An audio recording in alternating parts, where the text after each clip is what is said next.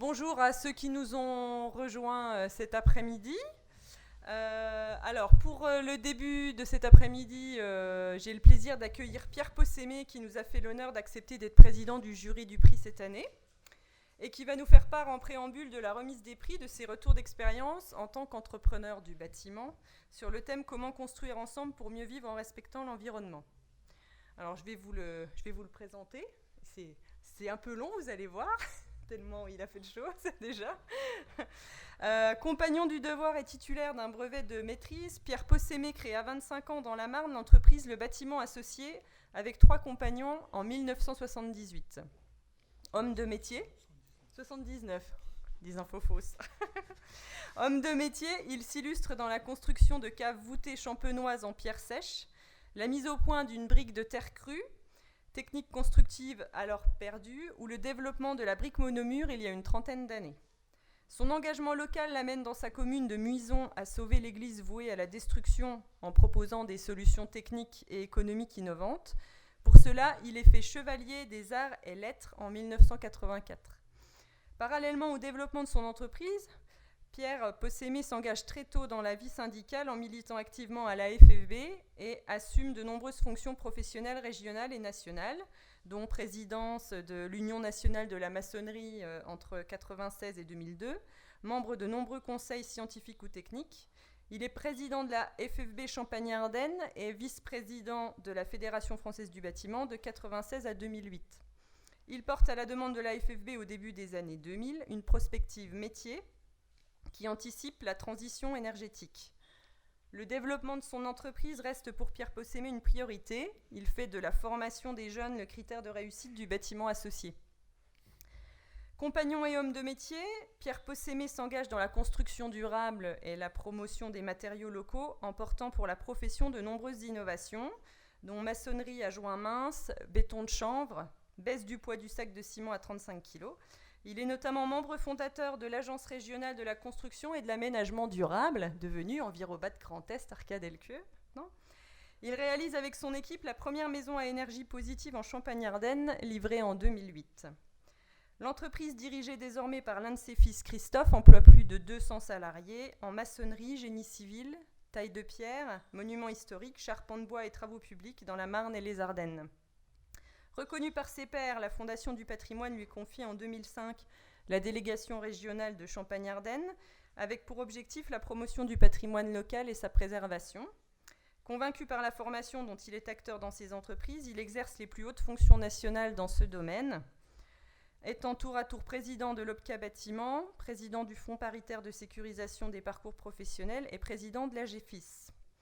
Au-delà de son engagement professionnel et syndical, Pierre Possémé est reconnu également pour ses engagements associatifs en Afrique, en particulier à Madagascar, où il aide la population locale à s'approprier la technique de construction en briques de terre crue.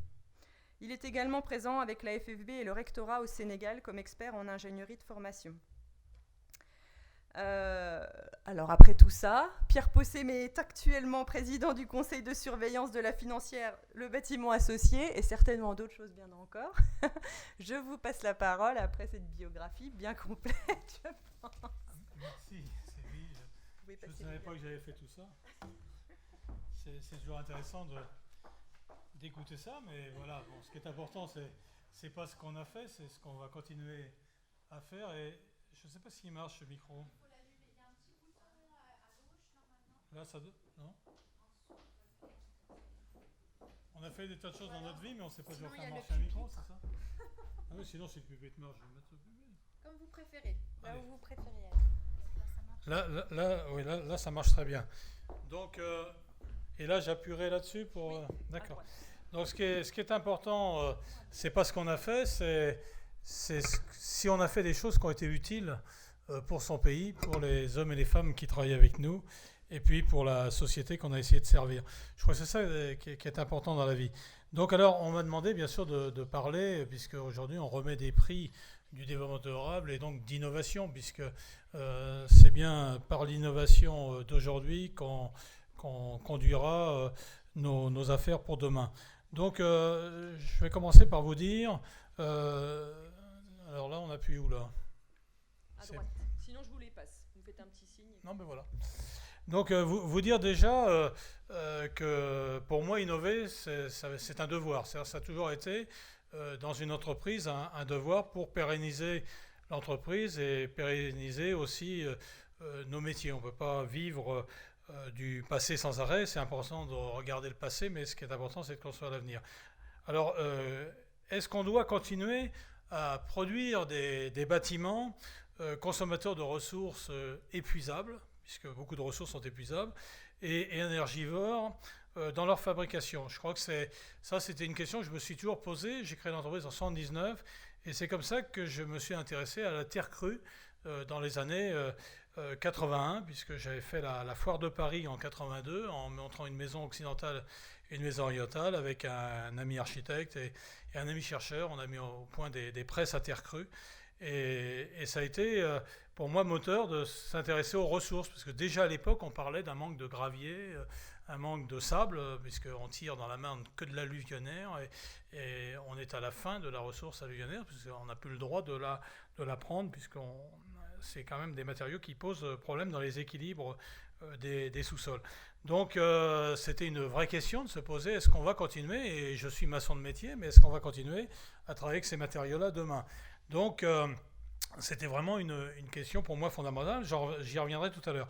Et devons-nous produire des bâtiments passoires? Je crois que c'est bien de construire des bâtiments, mais si on doit dépenser énormément d'énergie, c'est un vrai problème. Et c'était dans ce sens que j'avais demandé à lancer une prospective au niveau de la Fédération des bâtiments, où quelqu'un que certains connaissent ici, Sylvie Petiot, qui est adjointe au maire de Nancy, avait accepté de prendre sous ma responsabilité cette mission de présidente de ce groupe de travail bâtiment de prospective 2015. Et à l'époque, on était parti d'une réflexion en se disant, et imaginez, à cette époque, en 98, le baril de pétrole n'était pas au prix de maintenant.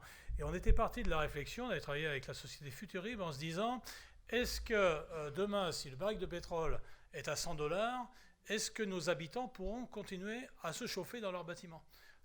Donc on était parti, si le pétrole augmente, et à l'époque c'était pas évident, en 98, maintenant vous me direz, bah oui, il a augmenté, ça c'est sûr, mais je peux vous dire qu'à l'époque c'était un peu utopique, mais il faut toujours partir d'utopie pour penser son avenir, quoi. C'est pas de se dire, bah aujourd'hui ça coûte pas cher, on peut continuer à chauffer, ben non, la preuve c'est que ça nous est tombé dessus. Donc il y a bien, on n'était pas des devins, mais on avait bien imaginé qu'il allait se passer quelque chose. Et c'est ça qui nous a permis, à l'époque, de s'intéresser au problème de rassembler les entreprises pour penser ensemble d'autres façons de construire. Et notre petite revue Bâtiment 2015 a servi l'ensemble de la construction et même les ministères pour mettre en place toutes les réglementations qu'il y a eu au fil du temps sur les RT 2000, vous voyez, c'était en 98, RT 2000, RT 2005, RT, je vous en passe puisqu'il y en a eu souvent, mais ça a toujours été dans le bon sens de rendre nos bâtiments moins énergivores. Et la troisième question, c'était pourquoi ne pas s'intéresser également à l'intérêt économique de nos clients. Parce que quand on parle de passoires énergétiques, c'était bien de se dire, on a des clients, est-ce qu'ils vont être solvables très longtemps? Et est-ce qu'ils pourront continuer à s'acheter des bâtiments s'ils savent qu'ils dépensent énormément d'énergie? Est-ce que dans leur calcul du prix de la construction plus le prix énergétique, ils seront solvables pour payer leur crédit? Donc c'était voilà donc je vais vous donner trois conditions pour lesquelles pour moi c'était vraiment un devoir d'innover. Et donc alors, si vous voulez passer à l'autre, parce que moi, j'ai du mal. Ouais. Donc, à l'époque, j'ai vu que dans les invités, il y avait quelqu'un de Wienerberger, donc il va se souvenir, parce que la société Wienerberger avait repris la société Sturm, avec laquelle j'ai travaillé. Mais déjà, je vous ai parlé en 82, pourquoi la Terre. Je m'étais intéressé à la Terre. Et à l'époque, on avait la chance de pouvoir faire des chantiers en REX, chantier expérimental. Donc, ça avait fait qu'au niveau terre crue, j'avais pu faire un chantier pour les Forêts-Moi. Maintenant, ça s'appelle Plurial Promotion, mais à l'époque, c'était les Forêts-Moi. On avait fait des maisons tout en terre à Saint-Brice-Courcelles, à côté de Reims, où on avait pu mettre en pratique nos nos petits exercices du samedi et du dimanche à faire des briques de terre, le mettre réellement en pratique avec les bureaux d'études, bureaux de contrôle, voilà, de façon à pouvoir réaliser ces maisons en terre. On a construit comme ça également à Igny-Comblizy cette maison, également pour le toit champenois. Et c'est ce qui a fait en 82 que j'ai pu faire ces 82-83, donc la foire de Paris qui nous a fait connaître énormément en Afrique.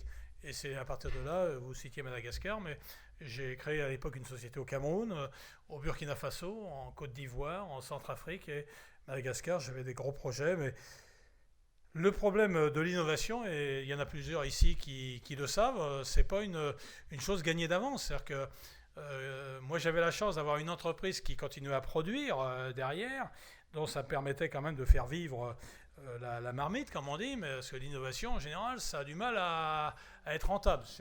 Pour ceux qui innovent, ils le savent. Et puis ça marche pas tout le temps, puisque construire en terre crue dans les années 82-83, on avait beaucoup d'avance pour notre temps. Parce que maintenant, vous parlez de ça, on peut parler de construction en bois, de construction en terre, de construction en chanvre, en lin. On sait qu'aujourd'hui, ça fait partie de nos communications, mais il faut savoir qu'à ces époques-là, personne ne parlait de ces sujets-là. Donc on était extrêmement minoritaire à s'intéresser aux produits venant du sol, d'élever une construction sans que ça dépense d'énergie. On était pris un peu pour des gens qui arrivaient d'une autre planète. Donc ça fait que même en Afrique, où ils avaient très bien accepté ce qu'on faisait en terre, mais pour eux, de reconstruire en terre, c'était un peu revenir à l'époque d'avant, quoi. Hein. Donc, alors heureusement, on arrivait avec des photos de ce qu'on construisait en France, et ce qui nous permet quand même d'avoir une crédibilité. Mais je peux vous dire, c'était vraiment, on les prenait pour des gens on les considérait très bas puisqu'on construisait en terre, alors qu'eux, ils avaient redécouvert cette petite poudre miraculeuse qui s'appelle le ciment. On mettait un peu de sable, un peu de gravier, voilà, et puis on faisait des parpaings sur le bord de la route qui tenaient plus ou moins bien parce que le ciment est tellement cher qu'on n'en mettait pas beaucoup. Mais voilà, il y avait le ciment. Sauf que le ciment, le parpaing de ciment avec les climats africains, je ne vous fais pas un dessin sur ce qui se passe à l'intérieur, donc c'est quasiment impossible d'y vivre. Donc, surtout quand on met des tôles au-dessus qui reçoivent le soleil. Donc on avait essayé, nous, de travailler autrement. Mais bon, on a stoppé l'Afrique, mais en 87, quand est arrivé, j'avais un gros chantier à Madagascar qui ne s'est pas fait parce que changement de politique en 86 en France fait qu'on a laisser tomber les pays dits socialistes de l'époque. Donc je me suis retrouvé avec un marché caduc à Madagascar sur 280 maisons. En 86 également, mon ami Sankara, président du Burkina Faso, mon camarade capitaine Sankara, puisqu'on s'appelait camarade à l'époque, a été tué à bout portant par Compaoré, qui a ensuite été président jusqu'à l'époque, il y a 2 ans où il a été destitué. Mais voilà, donc moi c'était plus la peine que je retourne là-bas. Donc j'ai donc arrêté l'Afrique en laissant le matériel un peu à droite à gauche. Et je me suis consacré à sauver le bâtiment associé et d'en faire l'entreprise que maintenant la plupart connaissent ici, qui est quand même une belle entreprise régionale. Donc par contre, j'ai jamais lâché sur l'innovation. Je me suis dit, la terre crue n'a pas marché, mais comme moi, ma terre crue, c'était de la poser sans joint, c'est-à-dire que c'était de faire des briques millimétrées qui s'autocollaient comme de la pâte à modeler, technologie qu'on sait faire encore aujourd'hui, nous, il n'y a pas de souci. Donc je me suis dit, mais pourquoi la brique maçonnée, on la maçonne encore avec un mortier, alors qu'on est capable techniquement de raboter ces briques. Donc avec M. Sturm, que certains ont peut-être connu ici, à l'époque, on a associé nos efforts, lui avec la brique, moi avec la pose, et on a sorti 32 logements à Reims avec le foyer rémois, qui ont permis d'obtenir...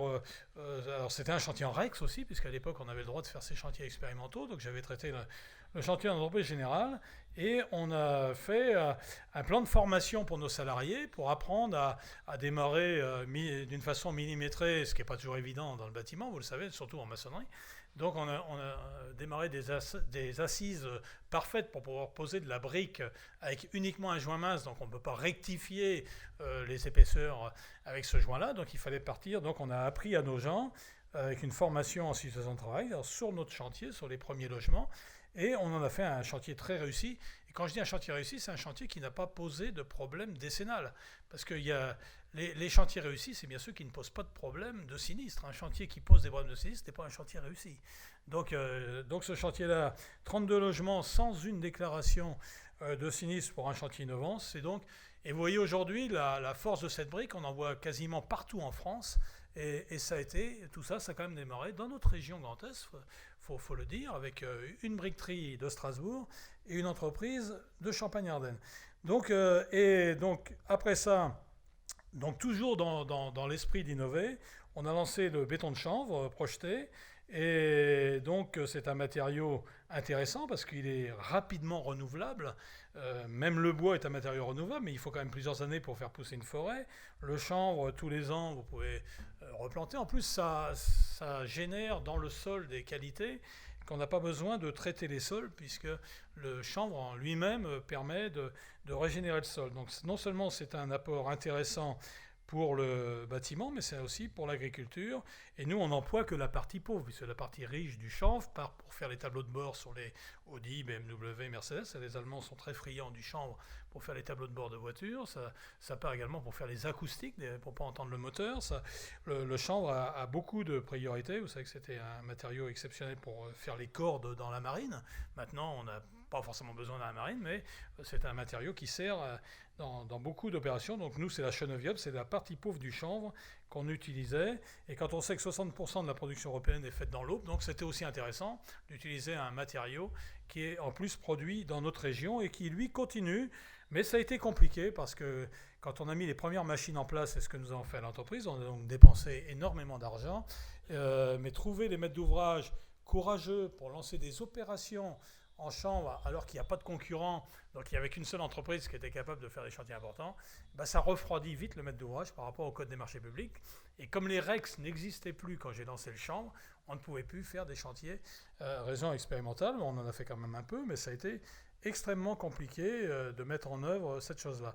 Donc ça, vous voyez, ça a été vraiment notre innovation en matériaux. Je ne vous parle pas du béton autoplaçant. On a fait le premier chantier dans la région Grand Est, un gymnase, donc c'était aussi on peut passer à la suite.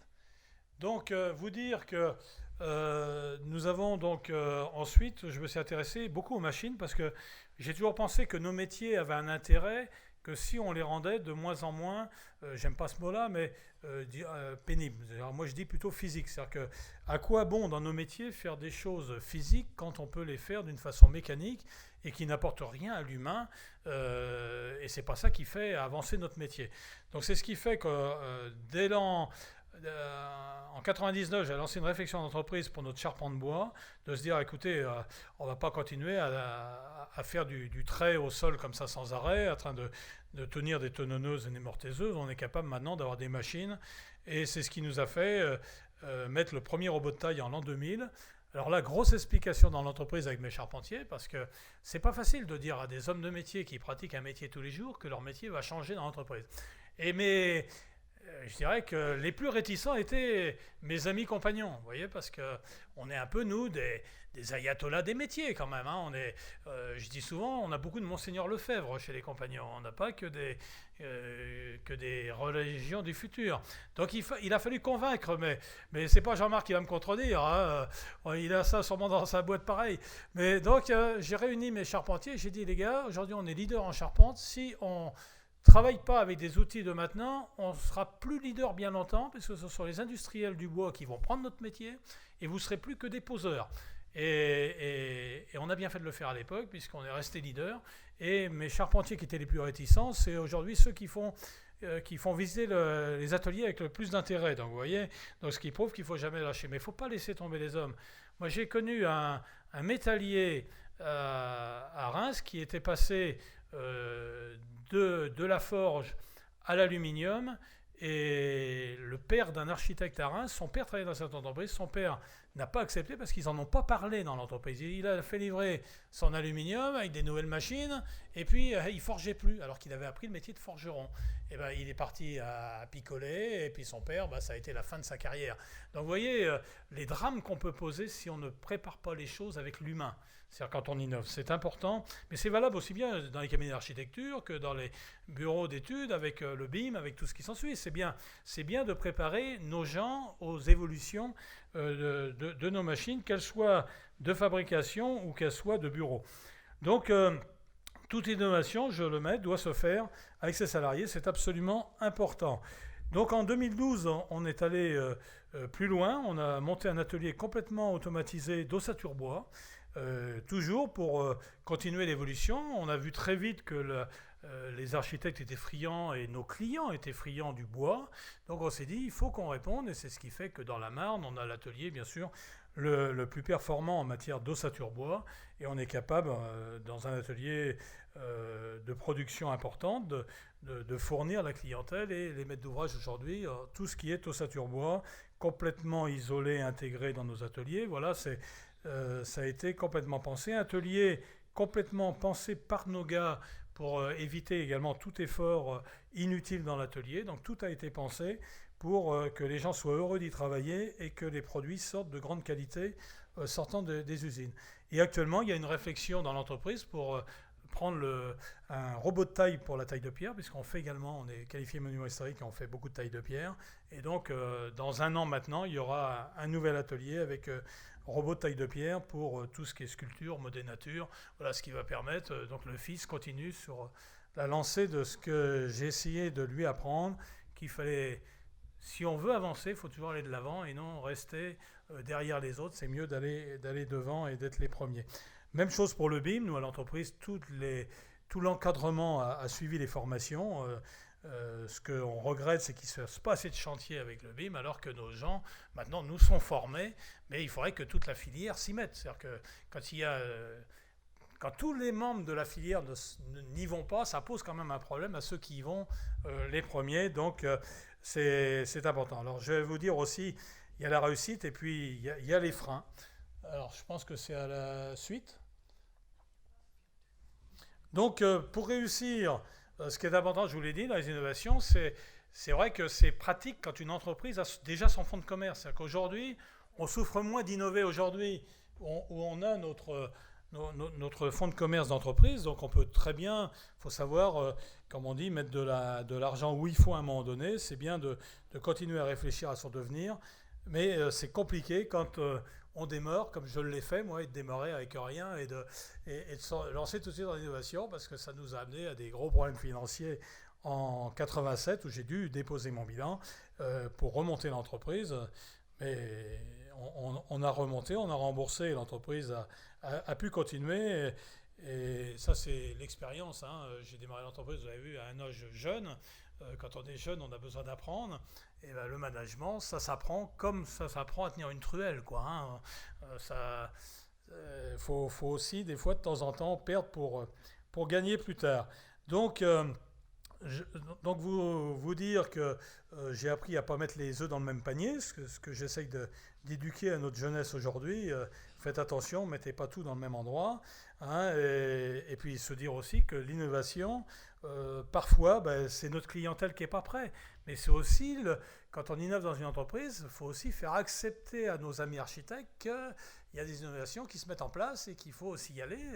Il faut que toute la chaîne s'y mette. On ne peut pas le faire tout seul. C'est-à-dire qu'une entreprise seule ne fait rien. Comme l'architecte, s'il a des bonnes idées mais qu'il n'a pas d'entreprise pour le suivre, c'est pareil. Je veux dire qu'on est tous dans la même marge. Donc c'est important qu'on soit vraiment unis, surtout, et c'est pour ça que c'est bien Envirobat, parce que et l'esprit, quand on a créé l'Arcade, c'était ça, c'est de rassembler les acteurs pour voir ce qui allait bouger et ce qui va bouger, puisque, je vais vous dire, aujourd'hui, on parle d'innovation, de ce qui s'est passé dans les 10-15 dernières années, mais dans les 10-15 prochaines années, il y en aura aussi, puisque de toute façon, ça bouge tout le temps. Ce qu'il faut, c'est qu'on soit tous des acteurs à regarder ce qui va se passer dans le futur, quels sont les besoins, quelles sont les ressources que nous avons. Voilà, c'est tout ça qu'il faut se poser comme question. Donc, je vais vous parler d'un sujet aussi, la gestion des déchets. Quand il y a 25 ans, j'ai lancé la gestion des déchets dans l'entreprise avec des bennes de différentes couleurs. J'ai acheté une grande réserve pour stocker des déchets inertes. Et on broie, nous, depuis 25 ans, on broie nos bétons. Donc, on a commencé bien avant que même des groupes s'y mettent. Mais ça nous permet, dans notre boîte de TP, depuis 25 ans, de récupérer toute notre matière première de démolition de la maçonnerie, tous nos bétons, briques, pas les plâtres bien sûr, donc on trie bien sûr les choses et on fait venir un broyeur une fois par an et ça donne de la matière première pour notre société de TP. Donc on tourne en circuit, voilà, mais parce que ça fait partie, respecter l'environnement, c'est respecter aussi l'emploi de ces déchets, pas les vider n'importe où. Et ça, dans le bâtiment, on en a des déchets énormes. Maintenant, ça s'est mis, mais il y a 25 ans, j'avais même un chantier à Reims où j'avais lancé une formation pour tout corps d'État pour apprendre à gérer les déchets. Je peux vous dire, je n'ai pas fait recette avec mes confrères de d'autres métiers. Et ils ont dû venir aux 1 ou 2 premiers stages, mais j'ai eu du mal à avoir les personnes suffisantes parce qu'ils n'en voyaient pas l'intérêt. Et je peux vous dire, quand on a lancé la commission environnement à la Fédération du bâtiment, il y a plus de 30 ans maintenant, on était 7 leaders à y croire. Et moi, à l'époque, j'avais dit, le seul moyen, c'est de montrer à l'entreprise qu'il y a un intérêt économique. Et à partir de l'intérêt économique, elles iront. Tant qu'on n'aura pas montré qu'il y a un intérêt économique à trier les déchets et à les valoriser, on ramera dans le vide. Et je veux dire que même encore maintenant, vous le savez, vous qui faites des chantiers, c'est encore compliqué de gérer les déchets dans le bâtiment. Donc, vous voyez, c'est pas... Et ça, moi, je vous parle il y a quand même plus d'un quart de siècle. Donc, on était plutôt pris comme des utopiques, irréalistes, je me souviens. C'était compliqué de faire passer ces messages-là à l'époque. Donc, et pourtant, c'est un vrai sujet encore d'actualité. Vous voyez que l'actualité se renouvelle. Donc, je pense que l'innovation ne doit pas mettre en péril par une méconnaissance scientifique. Je pense qu'il faut faire attention sur tout ce qu'on entend, parce que là, je voulais parler d'un sujet maintenant, c'est la santé déjà de nos salariés. Quand je pense qu'on a fait travailler des salariés où souvent on nous donne des leçons au niveau national, on a fait travailler sans étudier qu'avec l'amiante il y avait des problèmes de santé, sans étudier que quand on utilisait des bois exotiques dans les ateliers de bois, il y a des problèmes de santé, et on l'a fait pendant des années et des années. Moi, je veux bien qu'on ait des centres scientifiques nationaux, mais quand j'étais président des maçons et conseiller des professions de la fédération, avec Alain Mogard, on a beaucoup travaillé et fait passer des messages là-dessus, en disant, attention, quand il sort des nouveaux matériaux, je me souviens, à l'époque, quand on a sorti le chanvre, j'ai dit, ma première chose, le chanvre est un matériau sain, mais est-ce que les fibres posent un problème pour la santé de ceux qui l'utilisent ? Voilà les vraies questions qu'il faut se poser. C'est bien d'innover, mais il faut aller plus loin que l'innovation en elle-même. Il faut regarder si nos salariés ne sont pas en danger quand on leur fait utiliser des matériaux qui sortent de l'innovation. Ça, c'est absolument important. Parce que le chanvre, l'amiante, c'était un matériau au départ naturel qui aurait pu penser qu'il y avait un grand danger. Il faut bien que des gens se penchent là-dessus. Donc moi, à l'époque, quand on nettoyait la pierre, moi qui travaille beaucoup la pierre, on employait des produits toxiques pour nos gars quand ils nettoyaient la pierre. Vous voyez, donc vous préconisez un matériau et on s'aperçoit que nos gars attrapaient des maladies de peau, tout ce qu'on veut.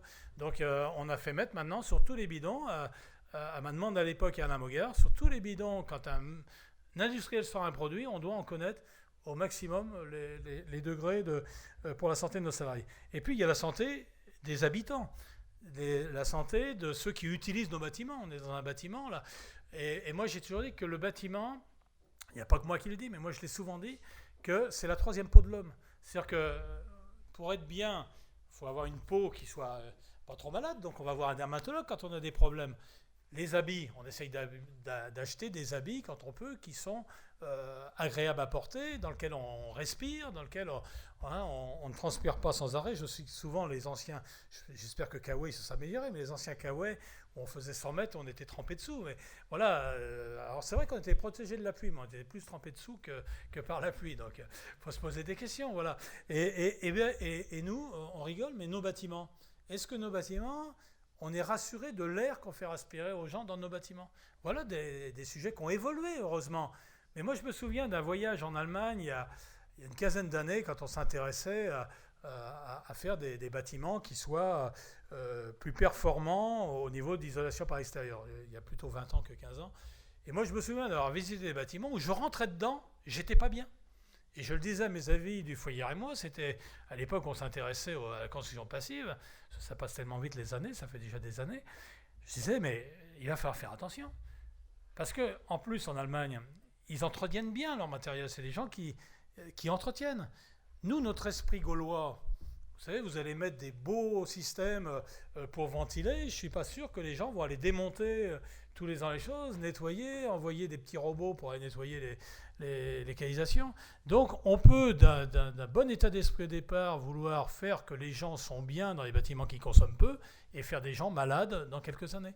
Donc, tout ça, ça doit nous préoccuper. Je parle à des connaisseurs, là, donc architectes, bureaux d'études, entreprises, et maîtres d'ouvrage. C'est-à-dire qu'on se doit de se préoccuper de ça. C'est pas de savoir si notre bâtiment il va consommer très peu, mais est-ce qu'il ne va pas nous coûter au niveau sécurité sociale?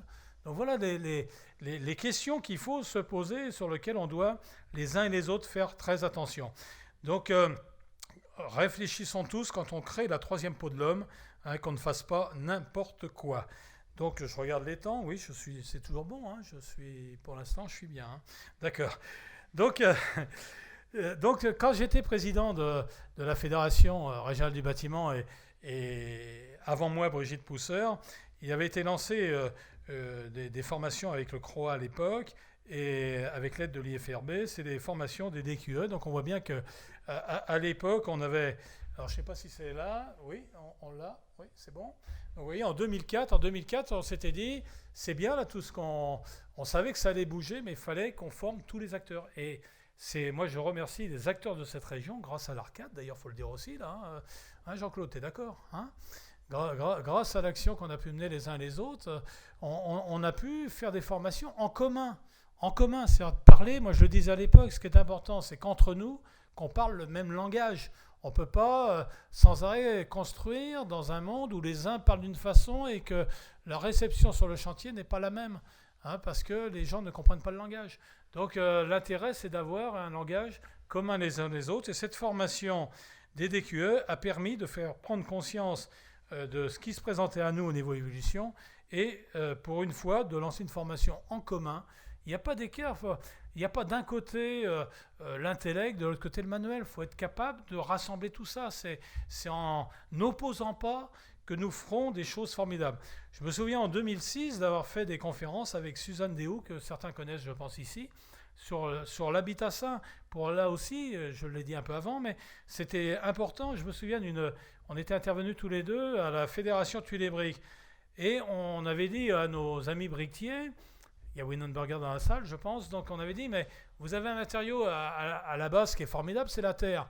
Mais qu'est-ce qui est dangereux? C'est pas la terre, c'est les rajouts des fois que vous faites pour rendre ce matériau plus isolant. Donc il faut faire attention, on peut partir d'une très bonne idée avec un bon matériau et en faire en fin de parcours un matériau qui n'est pas forcément le matériau le plus sain. Donc il faut faire attention quand on vient dire...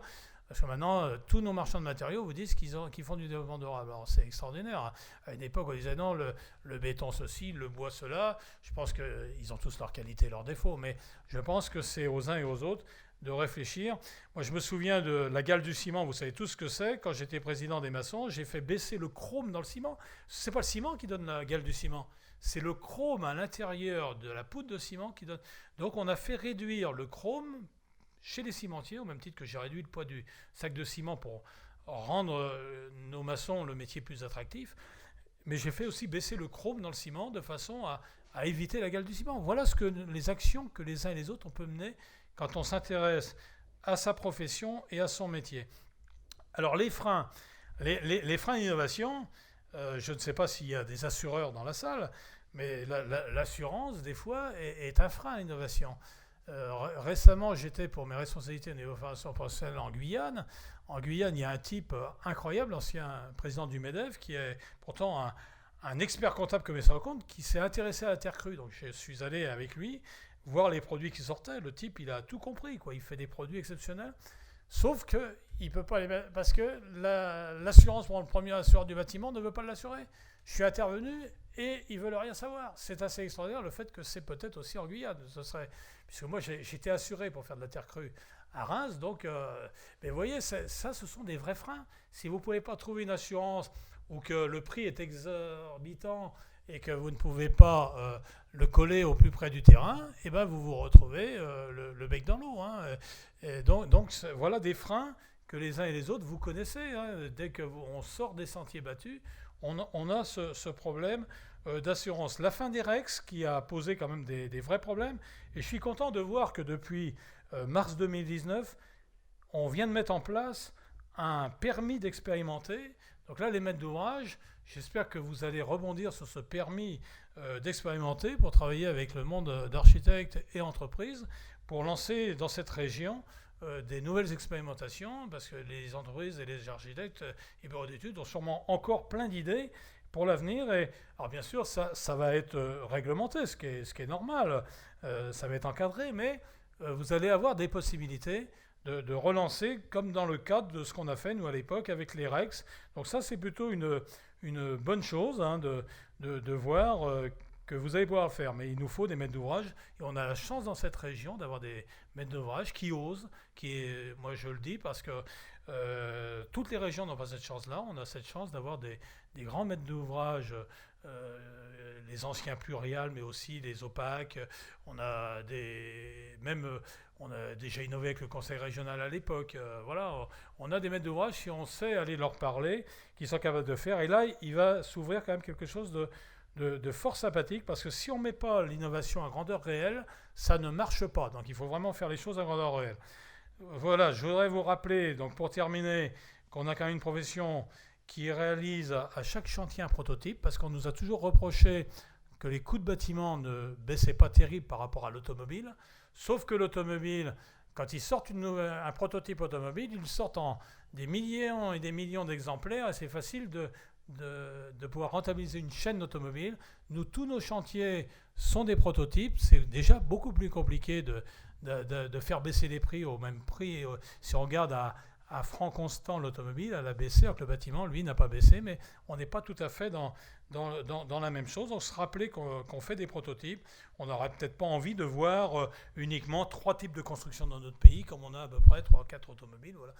Je ne pense pas que c'est ce qu'on attend au niveau environnemental. Je rappellerai également aussi que dans l'innovation aujourd'hui, il faut faire très attention à la place qu'on dispose. On n'a pas du terrain à gogo. Il faut continuer à garder des terres cultivables. Donc l'innovation, elle doit également... Alors je ne sais pas si... Non, mais c'est bon. Donc on doit aussi faire attention à toutes ces choses-là. Donc faire attention à pas forcément... On a eu l'habitude maintenant de construire bas. Il faut peut-être reconstruire un peu plus haut pour garder nos terrains. Et est-ce qu'on a besoin de faire du bureau uniquement sur 2 niveaux quand voilà, on peut monter plus haut pour économiser du terrain. Je rappelle cette maison qu'on a fait, et c'est nous qui l'avons fait en 2005, cette première maison à énergie positive, parce qu'on parle maintenant de passif. Cette maison est équipée, vous le voyez, de panneaux solaires de production d'eau chaude, mais également de panneaux solaires où on vend de l'électricité. Elle est équipée depuis canadien. Elle est construite entièrement en bois et chanvre. C'est-à-dire qu'il n'y a pas d'autres matériaux qui composent sa structure, bois et chanvre.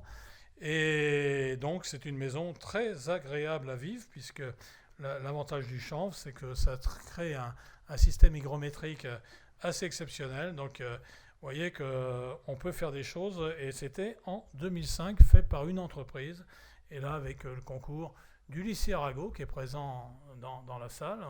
On avait fait ça aussi avec EDF qui suivait l'intérêt de ces murs. Donc on a vraiment mis le comité scientifique autour de cette maison, et ça a été une expérience extraordinaire.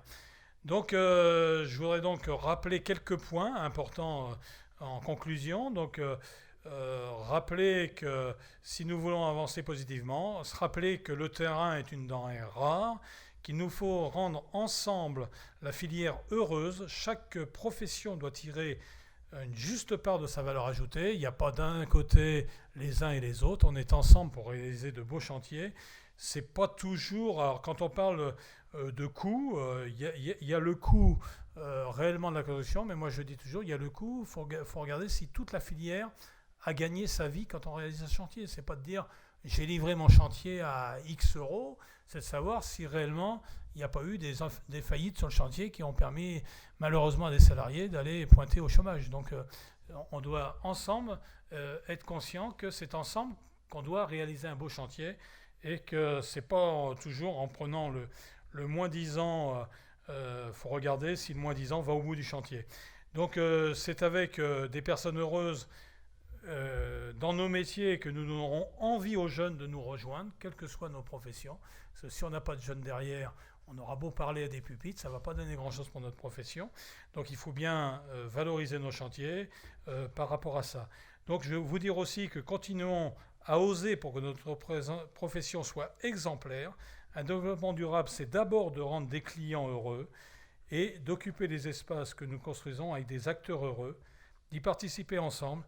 Et j'espère qu'ensemble, nous construirons le 21e siècle. Merci.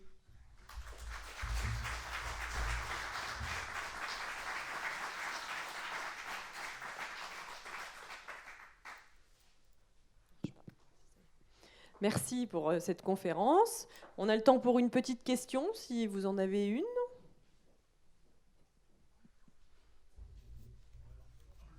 Attendez, je vous passe le micro. Si vous pouvez vous présenter. Laurent Almaric, architecte. Vous parliez du chrome dans le ciment, je ne savais pas qu'il y en avait. Ça sert à quoi en fait? Mais le chrome, c'est ce qui permet de faire la prise du ciment. Et on était à 4% de chrome et aujourd'hui on est à 2%, ce qui est quand même, mais il en faut, hein, on est obligé, mais on a baissé dans la composition du ciment. Mais parce qu'on s'est toujours dit, la gale du ciment, c'est à cause du ciment. Mais vous voyez, c'est pas le ciment qui donne la gale, c'est des gens qui sont allergiques au chrome. Vous voyez, c'est ce qui prouve qu'il faut connaître les matériaux qu'on utilise pour discuter avec les cimentiers. Mais vous savez, quand j'ai baissé le sac de 50 kg, quand je dis j'ai, parce que j'étais celui qui a beaucoup poussé pour ça et qui a signé les accords avec Lafarge, à l'époque, Calcia et Vicat, je veux dire que ça a été 3 ans de discussion pour arriver à faire baisser un sac de ciment. Et vous imaginez pas les conséquences, même pour les gens sur le chantier. C'est pour ça qu'on était passé à 35 kg pour être dans le cadre des bétons à 350 qu'on utilisait le plus. Que dans les bétonnières, ça ne puisse pas poser de problème avec les cuves de bétonnières. Vous voyez, on aurait pu passer au 25 kg, qui est le sac du bricolage. Mais ça aurait posé énormément de problèmes pour le savoir-faire de nos gens de métier. Vous voyez, c'est important. Sinon, on allait peut-être devant des sinistres. Attendez, je vous passe le micro.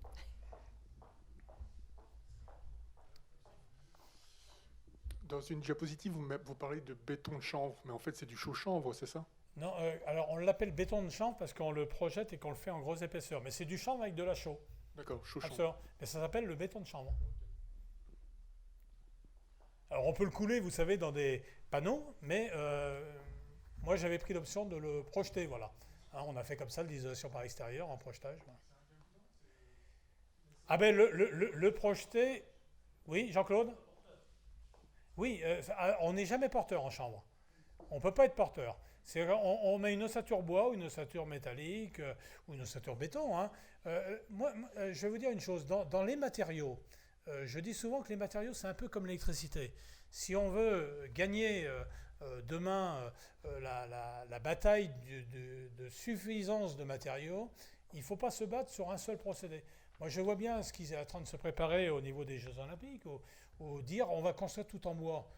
Pour moi, c'est une hérésie, mais je veux dire, il faut être intelligent. Il y a des endroits où on peut mettre de l'acier, on peut mettre du béton, du bois. Ce qui est important, c'est de regarder les ressources que nous disposons, mais pas toutes.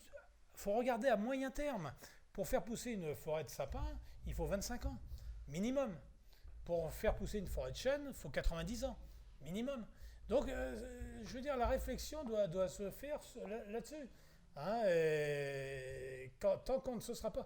Moi, je me suis battu dans la profession pour ça. On ne m'a jamais beaucoup suivi. Nul n'est prophète dans sa profession.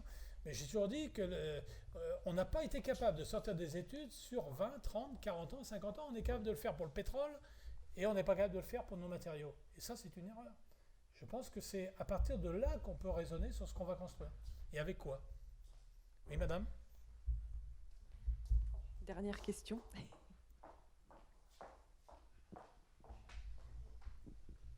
Brigitte Torletin, conseillère régionale et maire. J'ai envie de vous poser une question parce que le citoyen lambda qui accède à la propriété pour la première ou pour la xème fois n'est pas du tout au courant de toutes ces innovations. Comment vulgariser les innovations de telle façon à ce que quand ils vont voir un architecte, bien sûr l'architecte doit les aiguiller pour accepter ces nouveaux matériaux, Et puis également, j'ai une autre question. Comment vous faites du lobbying vis-à-vis des bâtiments de France ? Alors oui, ce sont deux bonnes questions. Alors quand on a créé l'Arcade, Jean-Claude pour en est témoin, c'était bien dans ce sens-là. Parce que quand c'est une entreprise qui communique uniquement, on dit elle cherche à faire son business. Donc l'intérêt, c'est de sortir uniquement de l'entreprise en elle-même. Et l'Arcade, c'était bien pour prendre la parole, comme doit le faire Envirobat aujourd'hui. Moi, je salue le président d'Envirobat, mais il le sait bien, on en a parlé l'autre jour lors de ce prix d'innovation, mais je pense que vulgariser les choses par rapport à celui qui investit, parce que quand on construit une maison, c'est pour longtemps. Souvent, les gens s'endettent une vie pour construire une maison. C'est important qu'il ait la connaissance. Et c'est vrai que ça, c'est le rôle de nos institutionnels. C'est-à-dire que si on l'a fait, c'est bien pour sortir du cadre uniquement de l'entreprise. Je vous dis, l'entreprise est toujours vue du côté mercantile, parce qu'elle a à vendre un produit. Et ça se comprend. Le pavillonneur, il vend un produit. Le promoteur, il vend un produit. C'est intéressant de sortir de ça. Et quand on lance des concours comme celui-là, l'intérêt, c'est de montrer que les choses bougent dans notre pays. C'est important. Alors pour les bâtiments de France, là je vais prendre ma casquette Fondation du patrimoine parce que je suis en contact, vous pensez bien, en permanence avec eux. Je crois qu'on a souvent tort de les attaquer. Parce que d'abord, ils font le boulot par rapport à la mission qui leur est confiée. Et comme tout le monde veut avoir raison par rapport à... Et heureusement qu'ils sont là pour protéger quand même des systèmes autour de nos bâtiments classés. On ne peut pas leur reprocher ça. Ils font... mais là aussi, je pense qu'ils sont demandeurs des fois de rencontres. Ils ont l'impression, moi qui discute souvent avec eux, et justement, même nos fédérations du bâtiment n'ont pas assez de contact avec eux. Ça, c'est important. Moi, je vous dis, je les vois, il n'y a pas une semaine où j'en vois pas un des quatre dans ma région. Je peux vous dire que de temps en temps, de faire une réunion avec eux, les faire intervenir dans nos conseils, je pense que c'est... D'abord, ils sont demandeurs. Et c'est des gens avec qui on peut discuter, mais à condition d'accepter un avis contraire, parce qu'ils ont leurs avis des fois. Hein. Même moi, en tant que fondation, je leur dis, mais vous êtes sûr qu'on ne peut pas prendre ce dossier-là en label ? Bon, mais quand on s'explique, je vois pourquoi. Voilà, parce qu'on est quand même capable de comprendre pourquoi. Vous savez, il y a un gros dossier en ce moment, on peut en parler juste pas longtemps, mais c'est Notre-Dame de Paris.